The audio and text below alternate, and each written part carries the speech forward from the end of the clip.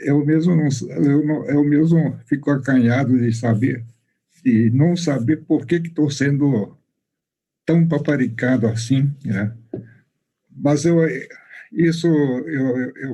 acredito a, a bondade da organizadora, né? Da fundadora da academia, doutora Nayara, né? Então, inicialmente, eu quero agradecer essa sua imensa consideração. Eu agradeço também as palavras da doutora Josiana Flor, né, que traçou bem a origem, a composição e o futuro, né, as atividades futuras da nossa academia. Bem, o tema que eu escolhi foi relevância constitucional da cultura da paz. Eu escolhi esse tema exatamente porque o seminário é dedicado ao professor Paulo Bonavides, né? Uma homenagem a ele, e o título do seminário é Cultura da Paz, Cultura de Paz e Gestão de Conflitos. Então, achei mais adequado discorrer sobre a relevância constitucional da cultura da paz. Em justa homenagem ao consagrado constitucionalista Paulo Bonavides, eu gostaria de tecer considerações sobre o magistério do ilustre mestre e respeitado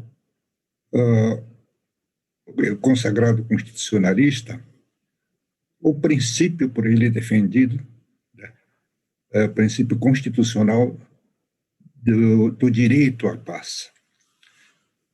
O título do seminário, Cultura de Paz e Gestão de Conflitos, está em perfeita sintonia com a tese do homenageado,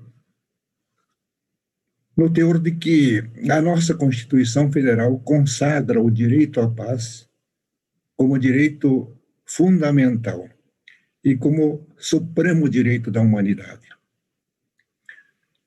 Afirma o aclamado constitucionalista que o direito à paz é o direito natural dos povos, direito que esteve em estado de natureza no contratualismo social de Rousseau e ficou implícito como um dogma na paz perpétua de Kant, diz ele.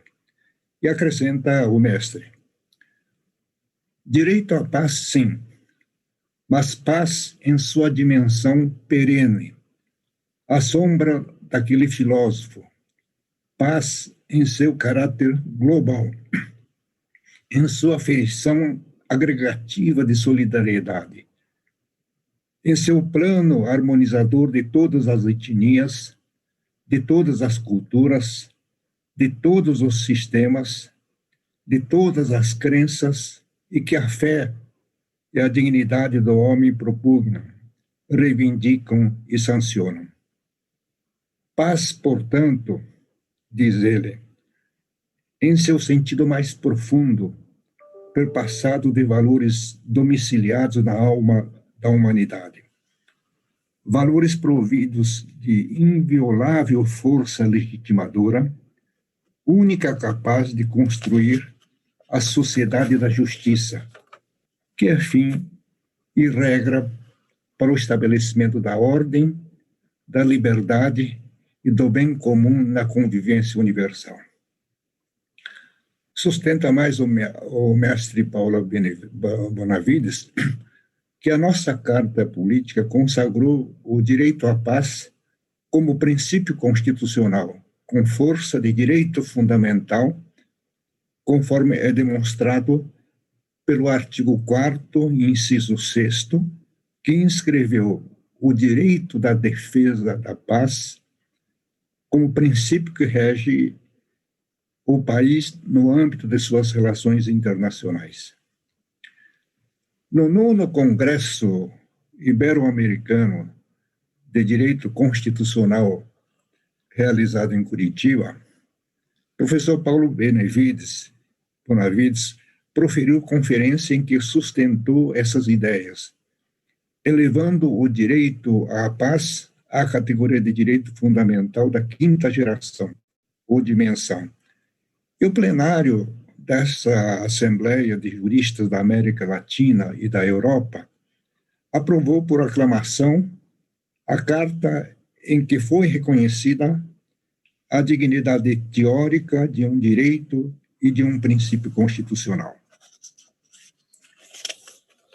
Muito embora o foco do insígne constitucionalista seja direito à paz na relação entre os povos, um direito que qualifica como supremo direito da humanidade, suas reflexões são aplicáveis também no plano interno de um país, como está claro na observação de que, são palavras dele, a lição conclusiva destas reflexões resume-se desse modo em fazer da paz axioma da democracia, designadamente a democracia participativa, com seus instrumentos, com sua teoria, com seus valores de igualdade e justiça social, já inscritos no direito positivo pelos legisladores constituintes que promulgaram no Brasil, em 1988, a Carta Republicana em vigor.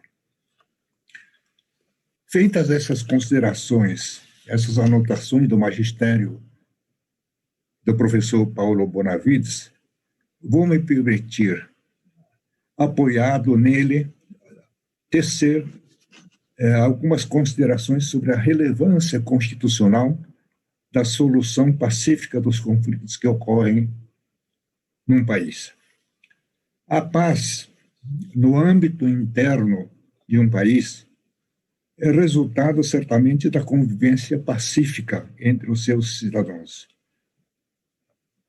O que nem sempre é possível em virtude das condições econômicas, sociais e políticas desfavoráveis, que podem gerar, como vem ocorrendo em nosso país, a pobreza, a marginalização, as desigualdades sociais e regionais, além dos preconceitos e discriminações de várias espécies. Todos esses fatores negativos, como é do conhecimento geral, dão origem a inúmeros conflitos. E a paz interna depende também como são solucionados os conflitos. Não apenas da convivência pacífica entre os cidadãos. O sistema que temos privilegiado até agora, apesar de todos os esforços no sentido de sua mudança, é a solução contenciosa dos conflitos, por meio da judicialização dos conflitos e sua solução pelo critério da adjudicação por uma autoridade estatal. Esforços no sentido de mudança dessa situação, com a adoção da arbitragem e das soluções consensuais por meio da negociação, da conciliação e da mediação, vem produzindo alguns efeitos. Certamente muitos efeitos, mas num ritmo ainda, em minha avaliação, um pouco lento. Mas é imperioso que se ressalte que a solução amigável dos conflitos é uma das metas mais importantes de nossa Carta Política, ao lado do direito à paz defendido com tanto brilho pelo constitucionalista Paulo Bonavides. No artigo 4º, ao cuidar das relações internacionais, além do princípio de defesa da paz, já mencionado, ficou enunciado também no inciso 7º o princípio da solução pacífica dos conflitos. E em relação à solução dos conflitos no plano interno, é de superlativa importância, como ressalta José Afonso da Silva, o que os constitucionalistas deixaram declarado no preâmbulo da Constituição. O exame do preâmbulo, como ressalta o consagrado constitucionalista paulista, nos dá a hermenêutica do espírito da Constituição, que são palavras do professor José Afonso da Silva, que procura a ideia fundante, a concepção básica que encontra sua expressão ou incorporação na Constituição. E é nessa concepção básica, por detrás da multiplicidade das normas constitucionais, que descobrimos a unidade de seu sentido. Esclarece, em seguida, o mestre das Arcadas, que o preâmbulo das Constituições costuma indicar elementos importantes dessa concepção básica, a ideia fundante do texto constitucional. E, precisamente em relação à solução pacífica dos conflitos, o mestre das Arcadas tece as seguintes importantes considerações. Assim é que, diz ele, segundo o preâmbulo da Constituição de 1988, o povo brasileiro, por seus representantes, procurou instituir um Estado democrático destinado a assegurar os direitos sociais e individuais, a liberdade, a segurança, o bem-estar, o desenvolvimento, a igualdade e a justiça, como valores supremos de uma sociedade fraterna, pluralista e sem preconceitos. E este é o ponto importante, fundada na harmonia social e comprometida na ordem interna e externa com a solução pacífica das controvérsias. São palavras dos próprios constituintes, no preâmbulo da Constituição. Isso, mais os princípios fundamentais do respeito à dignidade da pessoa humana e da cidadania constantes do artigo 1º e os objetivos fundamentais constantes do artigo 3º, especialmente o de construir uma sociedade livre, justa e solidária, é que oferecem a ideia síntese da concepção básica da Constituição, que há de orientar a compreensão de todas as suas partes e normas. E não há solução mais pacífica das controvérsias do que aquela consensualmente encontrada pelas próprias partes por meio da negociação, conciliação ou mediação, seja por elas próprias ou com auxílio de terceiros facilitadores, negociador, conciliador ou mediador. Para privilegiar e fortalecer o movimento que começa a tomar corpo no país, no sentido da adoção mais frequente e consistente de soluções pacíficas das controvérsias, com a utilização dos denominados meios adequados de solução de conflitos, que a dinâmica e idealista juíza Nayara Queiroz Mota de Souza, com o apoio de outros idealistas que comungam dos mesmos ideais, fundou a Academia Brasileira de Meios Adequados à Solução de Conflitos, que realiza este seminário intitulado Cultura de Paz e Gestão de Conflitos. Eu faço em homenagem ao constitucionalista do direito à paz, professor Paulo Bonavides. Cabe anotar também que no inciso 35 do artigo 5º da Constituição Federal ficou inscrito o princípio da proteção judiciária, chamado também princípio da inafastabilidade do controle jurisdicional, que assegura o acesso à justiça. Esse dispositivo tem a seguinte dicção: A lei não excluirá da apreciação do Poder Judiciário lesão ou ameaça a direito.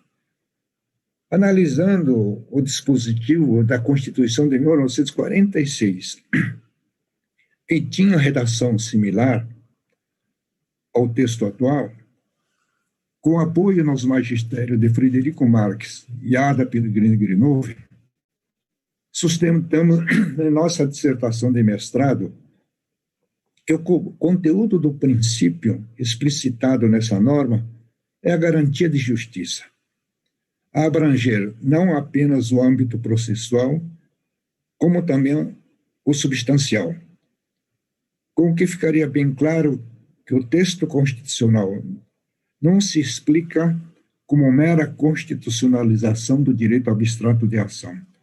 Após análise de outros dispositivos constitucionais e da legislação infraconstitucional pertinente, enunciamos a nossa conclusão nos seguintes termos. Pode-se afirmar, em consequência, que também em nosso sistema jurídico está íncita no princípio da inafastabilidade do controle jurisdicional a regra proibitiva de qualquer forma de denegação da justiça, decorra ela de norma processual ou substancial. Em artigo que escrevi em 1987, sob o título Acesso à Justiça e Sociedade Moderna, chegamos à conclusão de que o direito de acesso à justiça é fundamentalmente direito de acesso à ordem jurídica justa.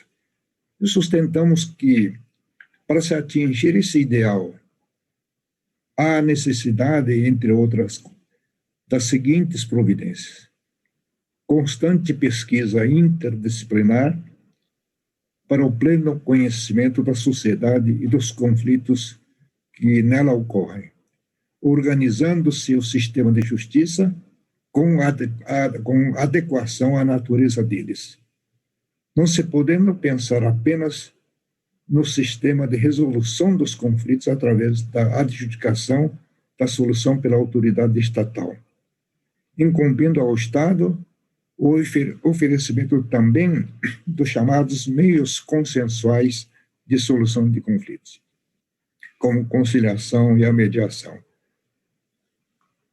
E ainda acentuamos que se deve também proceder à avaliação crítica do ordenamento jurídico material para a aferição constante da adequação entre a ordem jurídica e a realidade socioeconômica a que se destina. E ainda garantir o pleno conhecimento do direito com informação e orientação a todos os cidadãos, além de cuidar da justiça adequadamente organizada e integrada por juízes plenamente inseridos na realidade social e comprometidos com o objetivo de realização da ordem jurídica justa.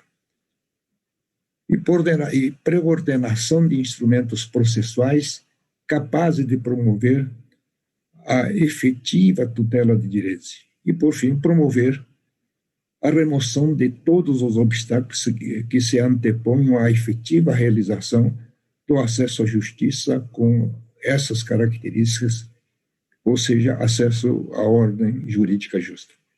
Em síntese, o princípio da proteção judiciária propicia muito além do mero acesso aos órgãos judiciários, pois assegura a tutela jurídica efetiva, tempestiva e adequada.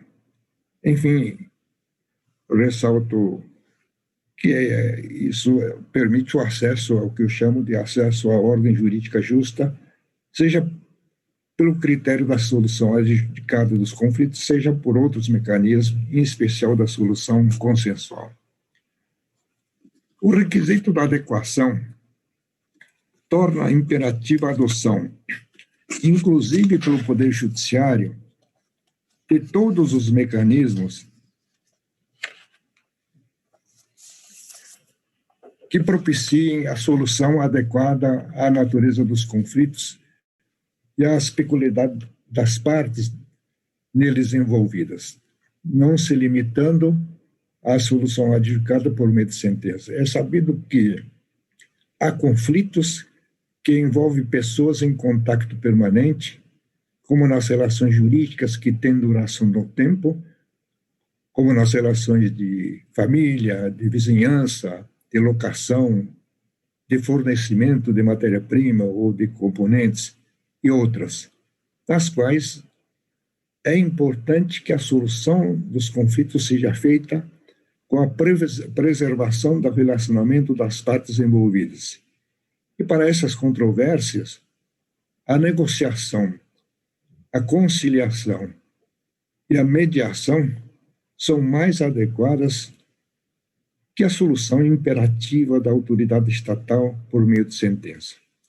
E há conflitos em que, pelas suas complexidades técnicas, pela exigência de confidencialidade ou por outras preocupações, as partes envolvidas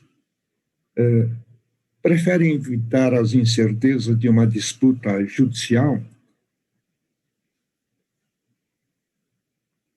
A solução preferida nessas hipóteses é a arbitral, ou arbitragem, com o julgamento da controvérsia por juiz privado. A adequação nessa hipótese é avaliada pelas próprias partes e não decorre da natureza do conflito ou das peculiaridades das partes envolvidas. A preocupação da Constituição pela solução consensual dos conflitos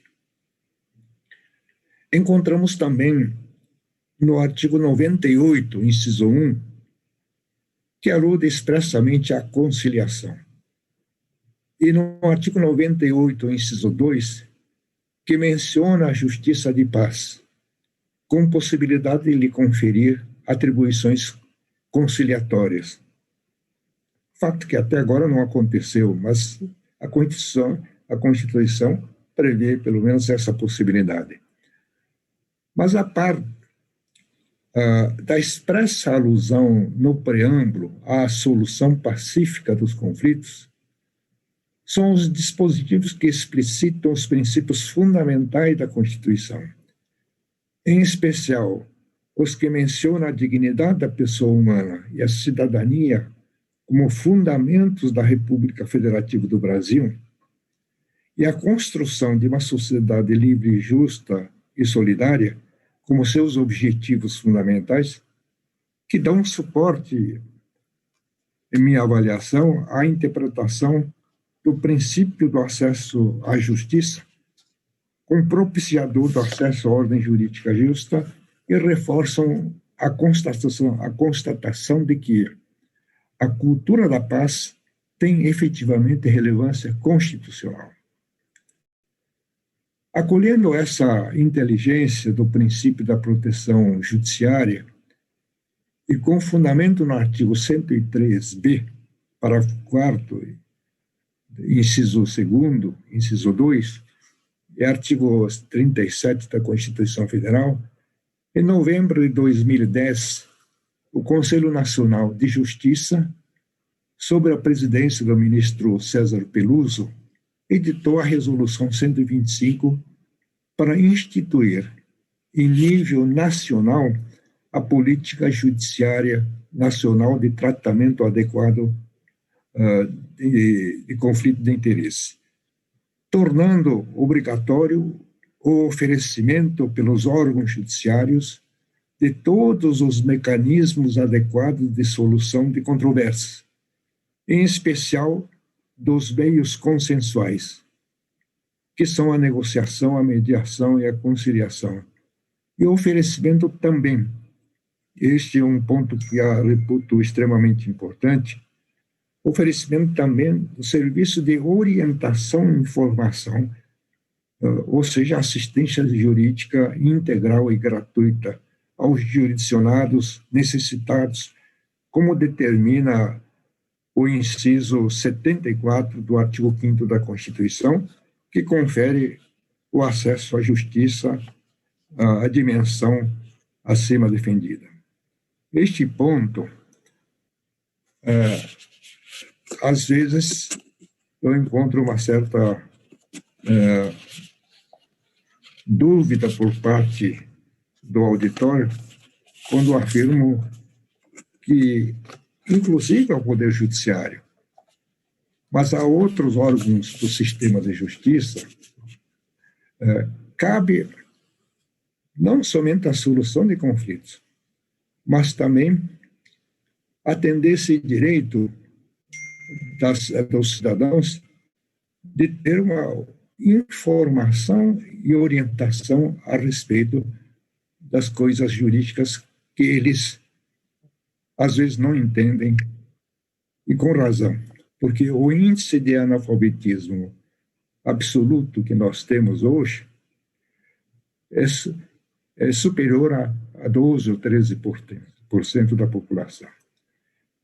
E não somente os analfabetos absolutos, né, que não sabem ler nem escrever, sequer assinar o seu nome, mas os analfabetos funcionais, que são aqueles que sabem ler, sabem escrever, mas não entendem o sentido daquilo que está escrito. Esse índice, segundo o IBGE, os analfabetos funcionais, o índice dos analfabetos é superior o número supera 38 milhões de pessoas, quase 40 milhões de pessoas, isso antes da pandemia. Agora, com a pandemia, com as escolas fechadas, certamente a situação vai se agravar. Então, o que acontece, isso percebi no juizado de pequenas causas, quando ainda eu estava ativa na judicatura, muitas pessoas comparecem aos juizados sem saber se ele tem um conflito de interesse ou um mero problema jurídico. Às vezes, é um mero problema jurídico, mero não, para ele é enorme problema jurídico, mas não um conflito com um terceiro. A falta da certidão de nascimento de um filho, por exemplo, né? A falta de uma escritura do imóvel, tudo isso a impedir o pleno exercício da cidadania. O serviço de informação e orientação para essas pessoas fazem parte do direito de acesso à justiça, nessa concepção mais atualizada de acesso à ordem jurídica justa. Daí porque a Resolução 125, ao criar o SEJUSC, estabeleceu 3 pilares importantes. O setor de solução de conflitos judicializados. Segundo setor, solução de conflitos não judicializados, mas solução pré-processual. E o terceiro, que eu reputo extremamente importante, mas não tem sido organizado em muitos dos sejus que existem no país, que é o setor de informação e orientação. Este é um ponto que cabe ser meditado, discutido, inclusive no âmbito da nossa academia, para que haja um acesso pleno, né, à justiça por todos os cidadãos, inclusive aqueles que não sabem ler ou escrever, ou às vezes sabem ler ou escrever, mas não entendem o que. Aliás, inclusive nós que somos formados em cursos de direito, praticamos o direito durante toda a vida, há muitas normas jurídicas que nós lemos e não entendemos, né? Quantas normas de direito tributário, por exemplo, que eu tenho que consultar especialista para saber o que está dito naquelas normas, né? Então, esse problema para o povo que não sabe ler e escrever ou tem muita dificuldade para entender o que ele lê e escreve, é um problema fundamental que impede o exercício pleno da cidadania. E quando a Constituição assegura que cidadania é um direito fundamental, dar efetividade a esse direito é uma forma de dar acesso à justiça também. E mais recentemente, continuando o texto, o novo Código de Processo Civil estatuindo no artigo 1º que o processo civil será ordenado, disciplinado e interpretado conforme os valores e as normas fundamentais estabelecidas na Constituição da República Federativa do Brasil, no artigo 3º, logo em seguida, após dispor que não se excluirá da apreciação jurisdicional ameaça ou lesão a direito, expressamente permitiu a arbitragem na forma da lei, isso no parágrafo 2º, e deixou expressamente estatuído que o Estado promoverá sempre que possível a solução consensual de conflitos, isso no parágrafo 2º do artigo 3º. E no parágrafo seguinte, que é o parágrafo 3º, enunciou a regra de que a conciliação, a mediação e outros mecanismos de solução consensual de conflitos deverão ser estimulados por juízes, advogados, defensores públicos, membros do Ministério Público, inclusive no curso do processo judicial. Essa expressão, inclusive no curso do processo judicial, é bastante reveladora, porque se é uma recomendação para casos que estão no processo judicial, inclusive isso significa que essas soluções consensuais devem ser adotadas fora do judiciário também, extrajudicial. Então, o artigo 3º, parágrafo 3º do artigo 3º, ao usar a expressão inclusive, deixou claro que deve ser privilegiado também a solução pré-processual. Esses dispositivos do Estatuto Processual expressamente adotam o entendimento de que a mediação, a conciliação e os demais mecanismos consensuais de solução de controvérsias fazem parte da ideia síntese da concepção básica de nossa Constituição, que privilegia a solução consensual de conflitos. A conclusão que extraímos dessa linha de argumentação é no teor de que os meios consensuais de solução de controvérsias são mecanismos constitucionalmente enunciados como necessários para o adequado acesso à justiça na dimensão de acesso à ordem jurídica justa, que privilegia a cultura de paz. Para encerrar esta minha singela exposição, gostaria de reproduzir as palavras da ministra Fátima Nancy Andrighi, do Superior Tribunal de Justiça, proferida na palestra Formas Alternativas de Solução de Conflitos. Diz ela: que o nosso tempo seja lembrado pelo despertar de uma nova reverência face à vida, pelo compromisso firme de alcançar a pacificação social, sem jamais olvidar que tal propósito requer uma mudança na mente e no coração, requer um novo sentido de se pensar a humanização da justiça. São essas, doutora Nayara, as considerações que queria tecer sobre o tema da minha palestra. Obrigado pela atenção. Eu não consegui esgotar o tempo que me foi atribuído, mas eu acho que sobre o tema consegui dizer o necessário. Obrigado a todos pela atenção. Doutor Cazu, muito obrigada, excelente explanação. Eu acho que a fala do senhor está bem dentro de tudo que a gente se propõe a fazer pela academia, né, com relação a diminuir esse número,